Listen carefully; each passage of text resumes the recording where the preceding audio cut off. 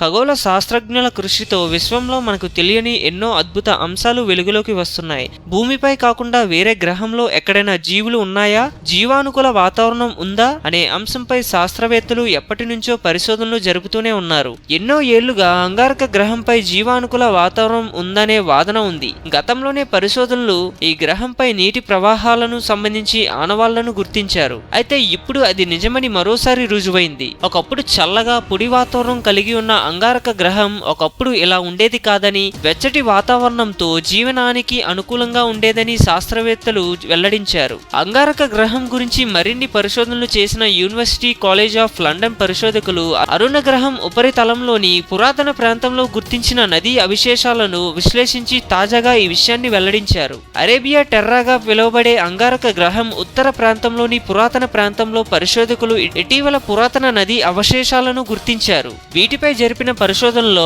Mars 400 కోట్ల సంవత్సరాల క్రితం జీవానుకూలంగా ఉండేదని పరిశోధనకు నేతృత్వం వహించిన బోయల్ డేవిస్ వెల్లడించారు. అరుణ గ్రహంపై జరుపుతున్న పరిశోధనలో గతంలోనే శాస్త్రవేత్తలు నీటి ప్రవాహాలకు సంబంధించి ఆనవాళ్లను గుర్తించారు. అయితే ఇటీవల NASA spacecraft Mars reconnaissance orbiter అనగా MRO 400 కోట్ల సంవత్సరాల క్రితం అక్కడ వెచ్చని వాతావరణం ఉండేదని వారు పేర్కొన్నారు.